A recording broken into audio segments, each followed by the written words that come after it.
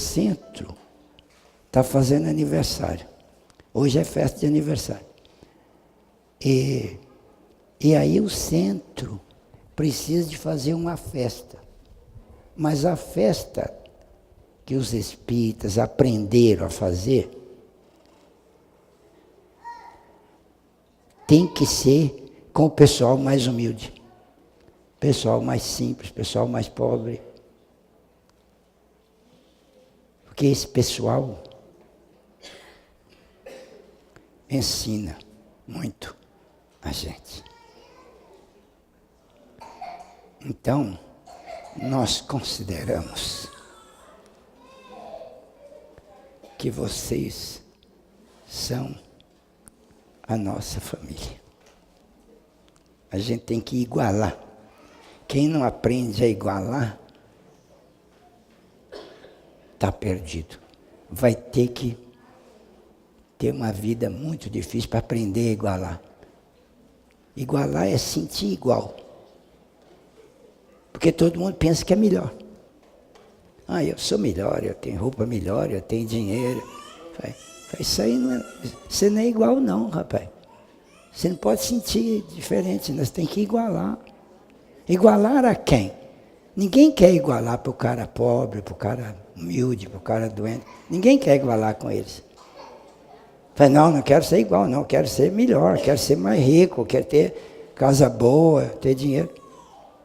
Mas nós temos que igualar. É por isso que nós vamos visitar a favela, visitar a periferia, procurar os nossos irmãos lá, igualar com eles. E hoje, festa de aniversário, vocês precisavam vir. Senão, não ia prestar. Não estamos igualando. Entende? Fizemos um bolo aqui, ó. Bonito, grande. Escrito ali, ó. O pessoal caprichou aí. Tem umas meninas aí que capricharam. Teve uma que foi me buscar pelo dedo para ir olhar o bolo. Vem ver! Falei, eu vi, quase chorei de ver esse bolo aqui. Falei, nossa, que... todo mundo vai comer o bolo. Vai. Então essa é a festa. Então dia de aniversário é dia de alegria com as pessoas. Quem é que está fazendo aniversário? É a nossa amizade. Ah, você está fazendo aniversário de verdade, né? É o de verdade, o de verdade. Mas eu aqui estou naquela outra, né? Aquela outra que diz assim, quem está fazendo aniversário? É nós, o centro. Quem que é o centro? O pessoal, nós é que somos. Então, aniversário a gente faz uma festa. Para quem é a festa? Para nós. Para nós. Então vocês tinham que estar aqui. Por isso que vocês vieram. Então, nós queremos agradecer a vocês de terem vindo. Estamos muito agradecidos. Porque vieram. E nós juntos agora agradecemos a Jesus. Porque Ele nos deu a vida, nos deu as condições, nos deu pobreza. Pobreza é um remédio tremendo. Pensa que pobreza é dificuldade? É um remédio tremendo. Cura. Pobreza cura. Passa pobre aí 50, 60 anos para você ver. Você sai lá de lá, outra coisa. Agora, passa cá no asfalto, na riqueza aí, para ver. Você pode ficar cada vez mais besta, mais orgulhoso, mais metido. Não é isso que é para fazer. Agora, quem mora no asfalto e entende que os seus irmãos estão lá na periferia, ele está aprendendo. Está aprendendo. E é isso que nós temos que aprender. Igualar. Ninguém presta a não ser pelo valor que ele dá para os outros. Aí presta. Então, nessa festa de aniversário, nós abençoamos 3 tipos de pessoa. 3. Primeiro tipo é aquelas pessoas que dirigem o centro, que criaram o centro, que organizam o centro, que comandam o centro, que trabalham no centro, né? São os... Porque quem que faz o centro funcionar? Os trabalhadores. Então, esse pessoal, aqui no centro, temos 200 ou 300 que trabalham. É muita gente. Que estão aprendendo a igualar. Na medida que eles vão crescendo, eles vão igualando. E na medida que eles vão igualando, vão crescendo. Então, o centro é composto por esses dirigentes, os trabalhadores e o pessoal que frequenta. Que também frequenta para aprender a igualar. Porque todo mundo quer a mesma coisa. Fala, o que você quer na vida? Fala, ser igual. Mas ser profundamente, verdadeiramente igual. Nós saudamos os aniversariantes, que são esses 3 tipos de pessoas aí. Saudamos todas.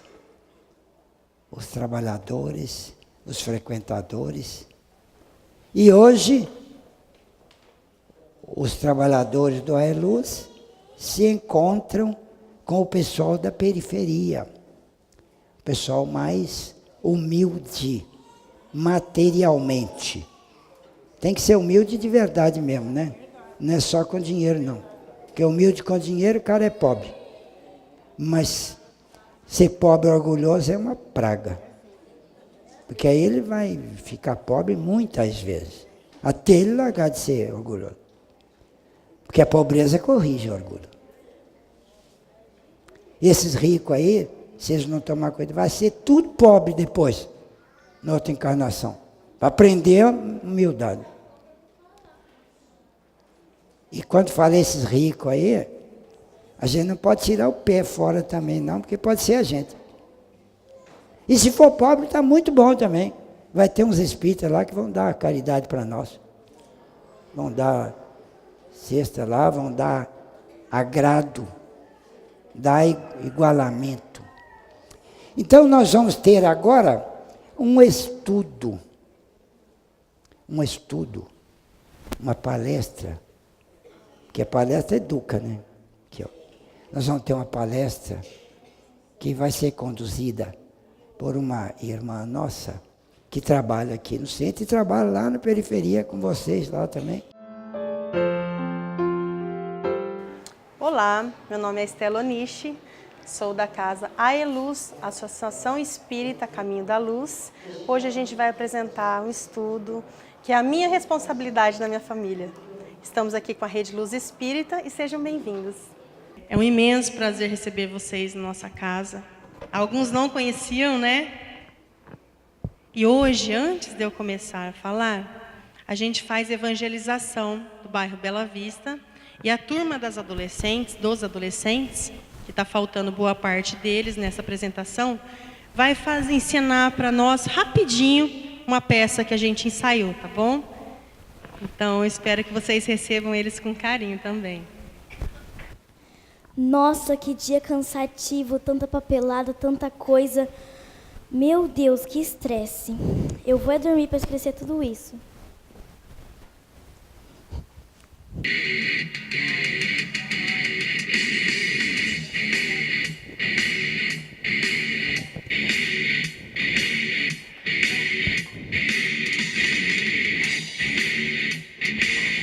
Nossa, que pesadelo.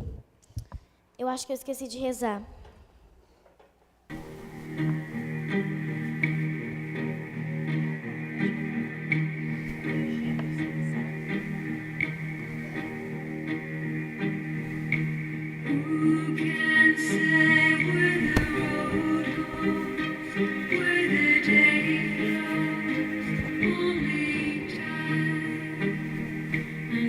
Who can say if your love grows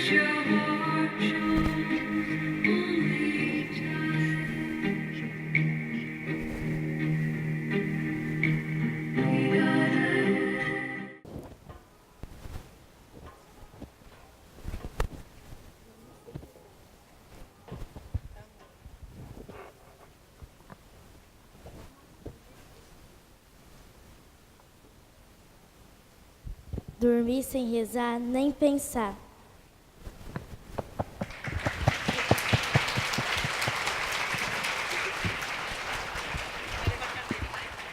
Assunto de gente pequena e gente grande, acho que é o mesmo, né? Não é gostoso rezar antes de dormir? É bom, né? Deve aparecer uns fantasminhos, as meninas representaram aí, se a gente dorme sem rezar. Mas o assunto hoje, o estudo que nós vamos fazer, é algo que o professor Rodrigues traz para nós toda semana, o tempo todo, e é tão útil. É felicidade. A felicidade que o tempo todo, desde a hora que a gente acorda, a gente está decidindo ser feliz ou não. Você se veste. E quando a gente se veste, a gente escolhe uma roupinha melhor para ser feliz. Não é verdade? A gente vai tomar um cafezinho. Por quê? Porque precisa tomar um café. A gente escolhe ser feliz em pequenos momentos. E assim é a nossa vida. E aí a pergunta nossa hoje, para concluir o estudo, é entender qual a minha responsabilidade nas pessoas que vivem comigo. Será que eu tenho responsabilidade? A gente tem, né?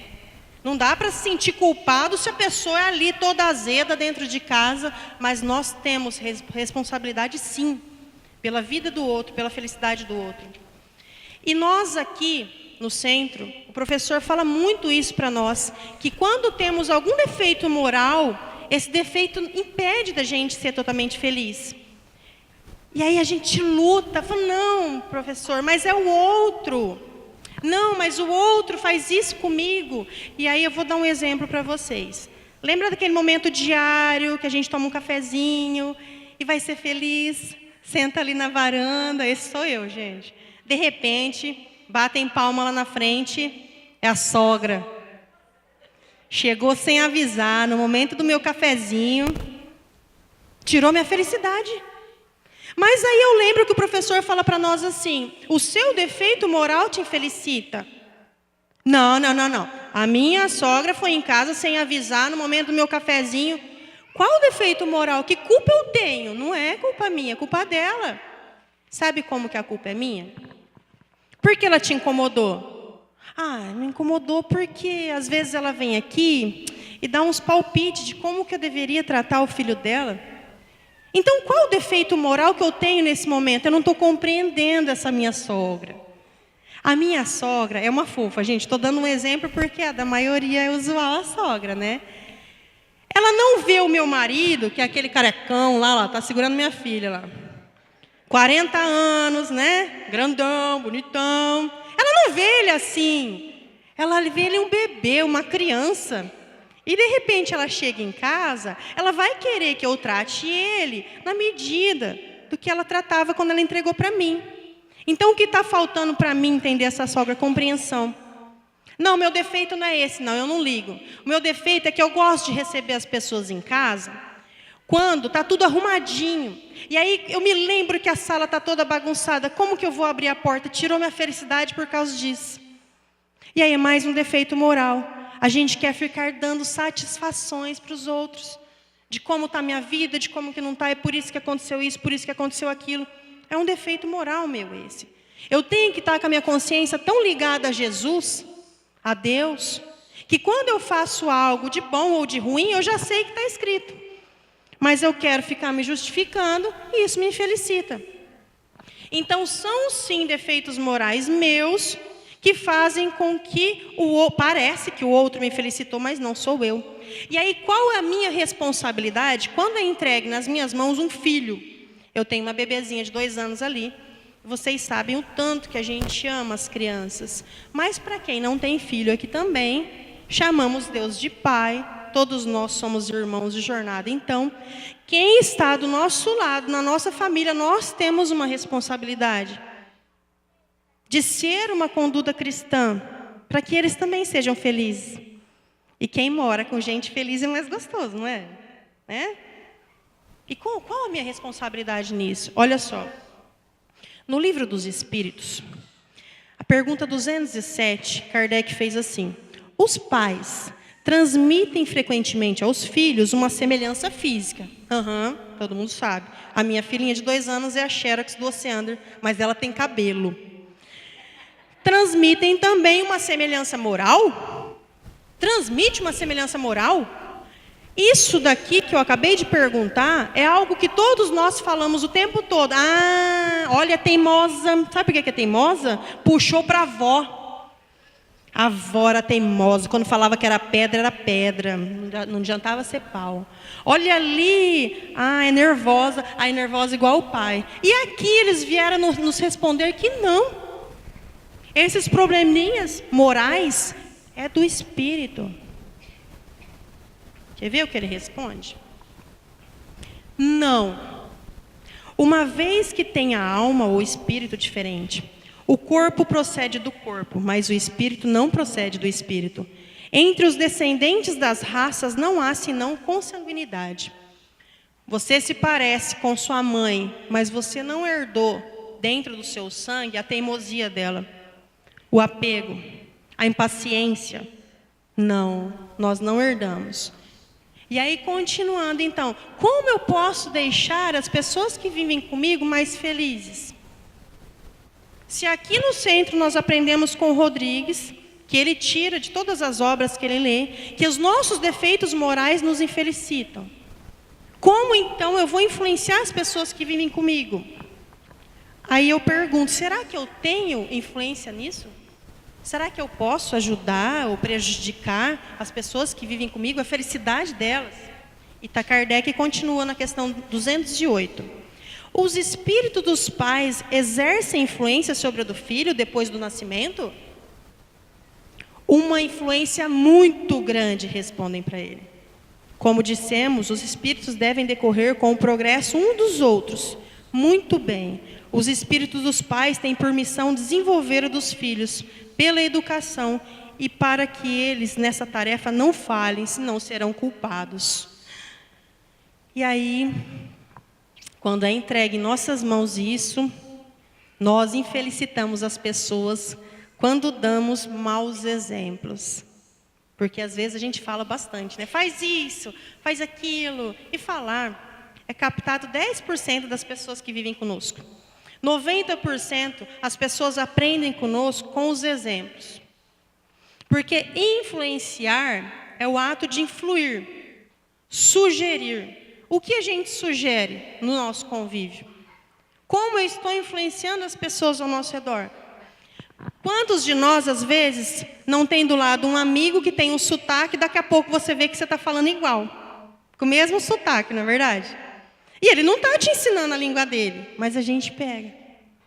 E aí, entrando então na questão do evangelho, quando a gente descobre que o ódio é o inverso do amor, porque vocês lembram daquela oração que por Fagner virou uma música muito bonita, que é a oração de São Francisco, onde houver ódio, que eu leve o amor. É sempre o oposto. Será que eu influencio as pessoas com ódio na minha casa? Ai, gente, ódio e inveja é algo que nós espíritas, a gente bate na madeira. Ai, Deus me livre. Eu não tenho inveja de ninguém. Eu não tenho ódio de ninguém. E aí a gente vai vasculhar o que é ódio, que não é o desejo de justiça, é o desejo de vingança, que tem carregado nele até um ato de crueldade. E vamos ver se a gente tem isso dentro de nós. Vocês imaginam que tem um tigre. Nossa, o tigre saiu forte aqui, vou diminuir o tigre, né, Andressa? Tem um tigre em São José do Rio Preto e matou uma criança. Gente, prende esse tigre. Prendeu o tigre. Há 10 cadeados lá que não tem possibilidade dele sair. Mas aí vem uma pessoa cruel e fala assim, ó, arranca o pelo dele. Arranca as orelhas. Cega ele.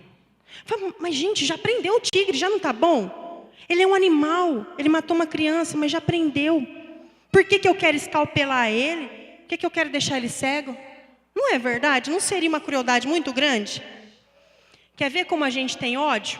Não pelo tigre, mas e quando a gente vê um pedófilo na sociedade? Mexeu na minha ferida, gente. Vai preso. Vai ser violentado 10 vezes por dia. Que não saia da cadeia, nunca mais sair, é cego e amputado. É ou não é? Nós somos assim. O problema de ser é descobrir que sou. O problema é de influenciar o ser e colocar isso para fora. Estou lá assistindo o noticiário, vejo um político considerado corrupto, preso. Tá certo. Vamos lá. Eu quero que um político corrupto devolva o dinheiro para a sociedade que foi provado que ele pegou. É justiça, né, gente? Eu quero que um político corrupto não entre mais nas eleições. É justo, né? Não quero mais. E por que a gente está negando a televisão dele lá? Olha lá, ele tem uma televisão no quarto, tinha que dormir no chão, se possível sem roupa. Isso é vingança. Então, às vezes, a gente pratica vingança em atos pequenininhos. Mas quer praticar dentro da nossa mente? Não tem muito problema, não influencia. Você está lá assistindo aquele noticiário do pedófilo, do político, fica indignado, mas segura. Por quê? Porque tem uma criança brincando de pecinha monta-monta ali do lado. Eu não sei se vocês têm criança em casa. Ele está brincando ali, mas as antenas estão tudo assim, né? Capta. E você solta uma frase dessa. Joga um míssil na cadeia, acaba com essa rebelião. Fácil jogar um míssil na cadeia, meu filho não está lá, não é? Mas o que um comentário desse gera nessa criança? Não gera amor, gerou ódio. E a gente vai mais à frente e pensa assim, ó. Sabe o sentimento de ingratidão? Quando a gente fala que somos gratos, eu tenho que ter isso vivido dentro de mim. Tenho que orar, obrigado, meu Deus, por isso, por aquilo tenho. Mas eu tenho que me sentir grato. E esse sentimento de gratidão vai muito mais com o meu sorriso do que minhas palavras. Vocês já entregaram um presente para uma criança, né? A gente entrega um presente para a criança e a mãe fica assim, fala obrigado. Fala obrigado. Aí a criança lá toda empolgada com o presente tem que parar e falar assim, obrigado, mãe. E a mãe está certa. Tem que agradecer por uma questão de educação. Mas gratidão, você vê no sorriso da criança na hora que você entregou o brinquedo. Gente, vamos dar brinquedo para as crianças, né? Não dá roupa não, né? Chega com meia para a criança que você não vai ter gratidão. Eles são muito verdadeiros. E você chega com aquele brinquedo para a criança, ele sorri, pronto. E como é Deus conosco? Será que eu estou sorrindo para a vida? O sentimento de ingratidão no dicionário é: eu não percebo as coisas que me foram ofertadas. Quando eu era pequena, eu morava em um bairro chamado Santo Amaro, lá em São Paulo. E era muito periferia, era muito precário na época. Eu lembro que tinha aquela festa Cosme e Damião, não sei se vocês conhecem. E alguém tinha feito uma promessa que ia dar balas para as crianças naquela época. Eu tenho 39 anos, vocês puxando aí um resgate de 34 anos atrás, que eu acho que eu tinha 5, 6 anos. Bala não era oferecida da maneira que é hoje, né? Com essa abundância. A gente não tinha esse recurso. E ainda eu morava na periferia que eles faziam esse trabalho. E eu lembro que um dia, eles juntaram na festa de Cosme e Damião, em cima de um caminhão. Eles faziam algumas preces antes, tal. Eu lembro que eu era pequena, mas eu estava doida mesmo por causa das balas, né? E eles fizeram um pacotinho de 3 balinhas para cada criança. Mas eles olharam de cima do caminhão, tinha muita criança. E eu lá no meio. E eu lembro que, entre eles decidiram assim, vamos sair andando no caminhão, essa molecada vem atrás e a gente vai jogando.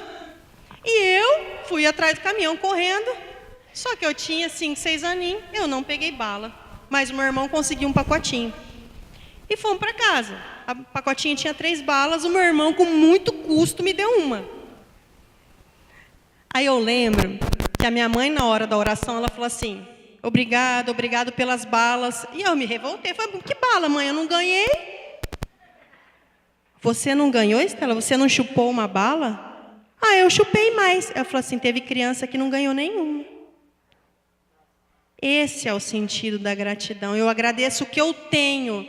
E eu não estava entendendo. Porque como que eu vou agradecer? Eu não ganhei. Ganhamos.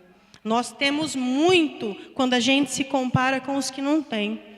O problema da ingratidão é que eu sempre olho o que o outro tem e o que eu não tenho. E será então, como eu influencio as pessoas da minha casa com essa ingratidão? Será que quando eu entro no meu lar, eu reclamo da minha patroa? Eu reclamo do meu patrão? Será que eu não estou vendo as pessoas que estão com uma pastinha debaixo do braço, procurando emprego, e aí você vai questionar, a pessoa já está há 6 meses. Eu acho que vocês devem ter ideia, o que é uma pessoa 6 meses sem um salário? Está tudo atrasado. Já está deixando de comer o que gosta faz um bom tempo. Já foi cortando os gastos, cortando, agora está vivendo à base do que me derem eu como. E aí você consegue um emprego. Quanto tempo até eu começar a reclamar desse patrão e desse emprego? 1 mês, às vezes. Tem gente que eu vejo que consegue emprego, primeiro dia de serviço, sobe até no ventilador para limpar. Ou o patrão vem e fala assim, deu hora aí. Fala, não, que é assim. Eu passo do horário. 1 mês, 2 meses, já criou uma asa tão grande, que se o patrão fala assim, ó, lava um copo ali, você sabe com quem você está falando? Isso é ingratidão. E às vezes eu chego contando o caso dentro de casa. Aí os pequenos nossos filhos, ouvem esse caso. O que isso repercute dentro da mente de uma criança? Papai e mamãe estão reclamando do patrão. Quem é o patrão? Não é a pessoa que está dando a oportunidade do ganha-pão diário? Se os nossos filhos veem nós reclamando dessa oportunidade, eles vão crescer com ingratidão também. Então são detalhes de influência. Eu não saio no momento e falo assim, vou influenciar os meus filhos. Eu faço, eu comento. Será que eu estou influenciando os meus filhos, por exemplo, na questão da reclamação? Tem um livro que a gente gosta muito, que é o início da série do nosso irmão André Luiz. Talvez alguns já leram, talvez o pessoal já assistiu o filme, que se chama Nosso Lar. Quando esse irmão André Luiz chega no plano espiritual, alguns até conhecem como o céu, de tão bonito que ele descreve lá, ele vai jantar fora, na casa de um amigo, que era o enfermeiro, que acabou mostrando tudo para ele lá, que era o Lísias. E nessa janta, tinha uma irmã no quarto dormindo. Ela tinha morrido, desencarnado há pouco tempo. E ela estava com os pensamentos muito, muito ruins. E aí o André Luiz falou assim, escuta, não vai chamar ela que está dormindo lá no quarto? A dona da casa disse não. Os pensamentos dela ainda não estão prontos para vir aqui jantar conosco, porque ele vai contaminar o alimento. Contaminar o alimento. Será que nós contaminamos os alimentos reclamando? Será que a gente senta para comer e a gente dá valor que tudo que a gente ingere, que a gente recebe, tem ligação com as energias? Será que eu estou cozinhando assim, ó, aquela praga, né, que chegando atrasada? Tem que pôr sazon, não é sazon, amor? Tem que colocar, mas a gente às vezes não coloca, a gente cozinha com raiva. E até o alimento revida, porque quem fez bolo com raiva aí já sabe que o bolo não cresce. É ou não é, gente? O bolo não cresce. A comida fica salgada, dá tudo errado. Mas, eu não cozinho não. Não cozinha? Então, não senta para assistir Cidade Alerta junto com a comida. Você está comendo indignado do assalto, do roubo, da política. E o que você está engolindo? Aí chega no médico cheio de queimação, dando a fazer exame e não sai nada. Por quê? Sai energia no exame? Não sai. Não sai. Ainda não sai. É isso, tá comendo ódio, porque a gente vê esses noticiários, eu não sei o tamanho de vocês, mas o meu tamanho, muitas vezes é indignação. E aí eu engulo essa indignação, eu contamino o meu alimento. Não, eu não ligo televisão para jantar, eu vou jantar na mesa. Mas aí chega na mesa, ao invés de contar todo o benefício de ter trabalhado, de ter saído do trabalho com 2 pernas, não, vai contar a briga que teve lá com o colega de trabalho, no meio da mesa. Solta a injúria, porque estava faltando esse temperinho, né? Vocês veem que interessante, que pimenta é um trem ardido, né? Que a gente gosta. Filme de terror dá uma coisa ruim na gente, muita gente assiste. Assim também são as reclamações, causam mal-estar, porque você está revivendo aquela briga do trabalho, mas você coloca na mesa, porque já que eu estou com mal-estar, eu vou passar para o fulano, para o ciclano e para os pequenininhos que estão sentados também. Isso a gente faz uma influência tão pequenininha que a gente não consegue entender se eu estou realmente influenciando ou se eu estou sendo eu. Eu estou sendo eu. Que eu possa entender que hora que esse eu meu é animal. E o respeito. Vocês já ouviram falar? Jesus disse assim: bem-aventurados os pacíficos, porque eles serão chamados filhos de Deus. Pacíficos. Ele é o antônimo, é a diferença do impaciente. Aí imagina eu, sou casada, meu marido tem que tampar os ouvidos agora. Lá em casa sim, gente, esfriou na casa de vocês, na minha também. Tem a meinha, a gaveta das meias, que estão as meias finas, as meias e as meias grossas. E aí eu oro para Nossa Senhora do GPS caseiro soltar o aplicativo, porque o meu marido fala assim: ô Estela, na frente da gaveta assim, ó, cadê minhas meias grossas? Naquela hora eu aciono o GPS e ele fala assim: vire sua cabeça 1 centímetro para a direita, né? Nisso eu não percebo que os meus filhos estão lá nessa questão, estão brincando ali. E o meu marido: Estela, cadê as meias grossas? Eu falo assim: onde está as meias grossas? Onde? Está aí, praga. Olha do lado aí. Dá uma fuçada. Se eu for aí procurar, a mesma coisa de você procurar.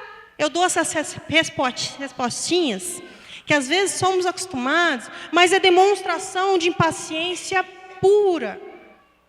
Pura. Não é? Emmanuel já dizia para a gente assim: se você consegue responder a mesma questão pela 5ª vez, sem alterar, você adquiriu paciência. Aí eu comecei a fazer o teste, gente. Lá pela 3ª, eu já junto uma voadora no meio do peito. Né? É o meu tamanho. Às vezes, antes de saber disso, era na 2ª. A pessoa pergunta, eu nananã. Na 2ª, você solta. E aí o entendimento de influenciar as pessoas e saber que hora que esse animal está saindo de dentro de mim ou não. Porque sai um bicho. O Evangelho nos explica que quanto mais longe... A gente começa ali, pelo animal. E quando a gente dá aquela sequência de animal dentro de nós, é porque eu estou voltando no ponto de origem. Né? Então, assim, que animal que eu estou soltando, que meus filhos estão enxergando isso? Sabe que eu tenho ciúmes? Eita, nossa, ciúmes pega, hein? Meu marido, ainda bem que ele não está ouvindo, né, gente? Meu marido é aquela pessoa, sabe aqueles abracinhos longos, né? Abraços demorados, né? Aí eu vejo assim, eu falo, ué, eu começo a contar no relógio, 1 segundo. 2 segundos. Eu falo, a cidadã não solta ele, não pensa, né? 3 segundos. A égua começa a aparecer de dentro de mim, pronta para dar um coice. Aí eu vou chegando perto, mas aí eu olho minhas filhas ali do lado. Que bonitinha. Eu olho minhas filhas ali do lado, eu não quero a felicidade delas? Eu quero. Então eu lembro assim, se ela casar dentro de um lar que ela conviveu situações de ciúme do pai e da mãe, ela vai ser ciumenta e insegura também, né? E o que o ciumento e o inseguro faz dentro de um relacionamento? Infelicidade total. Então, quando aquela égua vai estar pronta para dar o coice, eu vou diminuindo, vai virando um cachorrinho, vai virando um gatinho, até que eu viro uma formiga e pico, né? Vai que eu pico, eu pico. Será que eu estou sabendo o momento que esse animal está saindo de dentro de mim? A gente deveria saber, mas às vezes a gente não consegue. Mas o interessante é fazer o movimento de entender o que eu já sou capaz de não soltar para fora da minha boca. Porque para dentro da minha boca ainda é um processo muito devagar, muito difícil. O que eu sinto? Estou aqui ficando roxa de ciúmes. Mas estou me segurando, porque eu já aprendi a não soltar, para não influenciar as pessoas ao meu redor. Então eu tenho que identificar o que eu sou. Que animal que eu estou me portando, me segurando aqui dentro. Não é? Agora, para terminar, eu acho que eu tenho que terminar, né? Sabe, que interessante é que promiscuidade é algo que a gente tem que identificar na criança. Porque lá na frente ela vai sofrer. Agressividade também. Vocês concordam que uma criança que chega em mim hoje, ela chuta a minha canela. Aí eu acho engraçado, né? Ah, olha, bicho nervoso. Puxou para não sei quem, puxou para ninguém. Primeiro indício de entendimento. Esse ser petitico aqui do meu lado é um irmão meu que está pedindo, me ajuda a vencer essa tendência que vai me deixar infeliz ali na frente. Então chutou minha canela. Eu começo a cortar. Porque a gente tem que desentortar o pepininha de novo, não é assim que eles falam? Não, mas eu acho engraçado. Chega 2, 3, 4 bilhetes lá da creche, falando para mim que meu filho é agressivo, eu falo assim, mas eu quero ficar lá espiando, ver o que eles fazem com meu filhinho anjo. Meu anjinho não faz nada. Nós temos que perceber quem está do nosso lado, sem essa casca de coisa fofa. Quem está do meu lado? Para eu ajudar nessa agressividade. E a promiscuidade é algo assim. Eu posso dar maquiagem para minha filha? Pode. Que idade? Você identificou que tem promiscuidade ali? Uma criança de 5 anos se olhando de espelho de maneira sensual, que eu já vi, foi convívio meu, e falando no espelho, fala, todo mundo vai olhar para mim. O que você está identificando nesse ser? Vai te dar trabalho na adolescência. E aí o que você faz? Põe funk para ela ouvir. Tá nada não. Tá na moda, não é? O que tem? O vizinho ouve? Por que aqui em casa não pode? Que tipo de palavra tem nessa música? Porque se é alguém que está na tua frente já mostrando que é promíscuo, isso tem um peso muito grande. Muito grande. Quer usar roupinha curta, tadinho, está no calor. Mas que jeito essa criança está se olhando no espelho? A responsabilidade é nossa. Está pedindo freio. E às vezes eu não consigo dar. Quais são os freios que as pessoas que vivem conosco estão pedindo e eu não consigo dar? O tempo todo. Será que eu tenho apego? Eu fico guardando as coisas lá em casa? E aí eu falo para a criança assim, tem que dividir. O bichinho pega aquele brinquedo único dele, que ele acabou de ganhar, e aí vem o primo, e para você mostrar para a família que você educa direito, você fala, tem que dividir. Mas lá em casa ele lembra que tem aquele conjuntinho de xícara embaixo da pia que ela ganhou no casamento já faz 15 anos, que não põe chá para a família tomar nunca. Mas o brinquedinho que o coitadinho ganha ali tem que dividir. Divide. Mas tem aquele vestido no guarda-roupa que não usa porque não serve, não entra, né? Metade da pessoa o vestido. É um vestido chamado vestido da esperança. Você olha ele e fala, um dia eu entro em você, né? E aquela criança está vendo aquele vestido ali. E quando ele ganha o brinquedo, você força que ele tem que dividir. Mas a gente está dividindo pão? Será que a gente não está com guarda-roupa lotado em casa? Será que a gente está realmente com aquele joguinho de xícara e prato que a gente não oferece para a família? Só para visita, uma vez a cada 5 anos, sei lá? Quais são as nossas condutas e atitudes que a gente está ensinando as pessoas ao nosso redor? Essa é a pergunta. Porque todos esses probleminhas que a gente apontou que eu tenho, que muitas pessoas têm, espero que vocês não tenham, me traz infelicidade. Traz muita infelicidade. Na questão do apego. Se alguém quebra uma xícara dessa minha, vai doer lá no fundo da minha alma. Vai até baixar a minha imunidade e me dar uma doença. Por quê? Porque eu sofro com apego. Me dói na minha alma. Não está sangrando aqui para o lado de fora, mas está sangrando para o lado de dentro. Isso tudo me infelicita. Uma pessoa ciumenta não sofre muito. E perde muitos relacionamentos bacanas, tanto de amizade quanto os conjugais. Porque sofre, é infeliz. E nós somos assim, nós sofremos. Quando a gente não tem paciência, a gente sofre. Quando a gente não tem ódio, desejo de vingança e assiste uma TV, a gente sofre. Porque até aquela novela que está escrito, o começo, o meio e o fim, a gente sofre. Não é assim? Porque a gente quer se vingar. Então, quando realmente o que o professor Rodrigues falou para nós faz muito sentido, de quando eu tenho um defeito, ele me infelicita, isso é real. E aí que eu posso entender isso e passar isso para meus filhos. Viver de maneira mais leve. E viver de maneira mais leve, você não pesar nos ambientes. Será que eu peso no ambiente? Só para terminar, a gente vai conversar sobre isso. Nós, no Espiritismo, já sabemos que lá um dia, lá na frente, que tem no capítulo Vampirismo do Missionários da Luz, a gente já consegue entender que lá na frente a gente vai parar de comer carne. E aí existem pessoas aqui que já conseguiram parar de comer carne. Isso é bom? É. Se você não está tendo esforço, se você acha bacana, você fez exames e não tem problema com a sua saúde, muito bom. O duro é você se sentir melhor que o outro. E aí você senta do lado de uma pessoa que está comendo um bife, fala assim, credo, está comendo cadáver. Eu sou mais evoluído.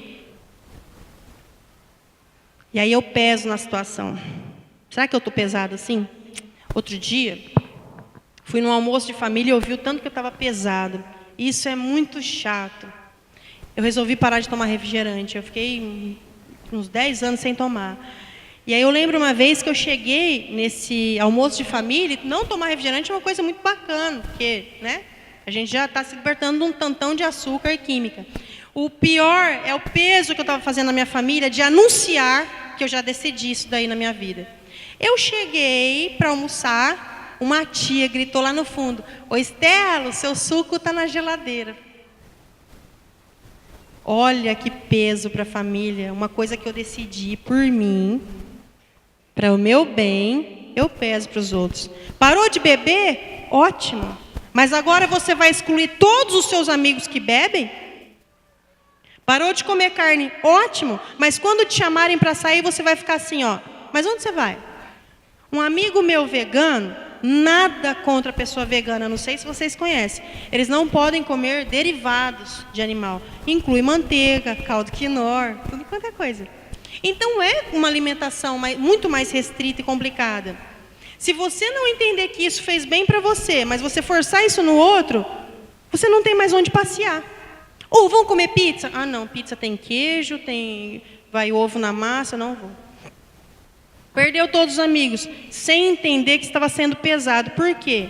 Decidiu alguma coisa na sua vida, sozinho. Vai para um encontro de família, se você não bebe mais, que a família bebe. Mas é a família. Vai para o encontro dos amigos, se você não come carne, não come, mas vai porque é um encontro. Você não vai pela comida. Não vão pela comida. Se tornou vegano, vegetariano, leva a marmita. Né? Chega na festa de marmitinha lá, ué. Não faz todo mundo mudar o cardápio por sua conta? Já que você não come mais carne, o pessoal tem que mudar todo o cardápio? A gente tem que decidir ser leve, que senão seus filhos vão ver todo mundo mudando tudo por tua conta.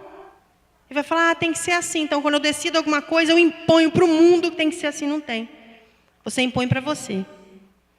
Que as nossas decisões sejam leves para as pessoas que convivem conosco. Não é? Porque aí as pessoas vão ser felizes. Os nossos filhos. E quando eu digo quem não tem filho, serve também o que nós conversamos aqui. Porque hoje, né, que meu marido tem 40 anos, eu não vejo ele só como marido, eu vejo ele como irmão e também como um filho. Quem de nós aí não é filho do marido, filho da esposa, filho do irmão? Porque a gente depende um do outro. Então estamos o tempo todo dando exemplos de como ser, não mandando ser, impondo como ser, sendo simplesmente. E quanto melhor eu sou, melhor as pessoas se espelham e mais feliz a família vai vivendo. E o recado é esse, e agora a gente vai ter uma festa, não é verdade?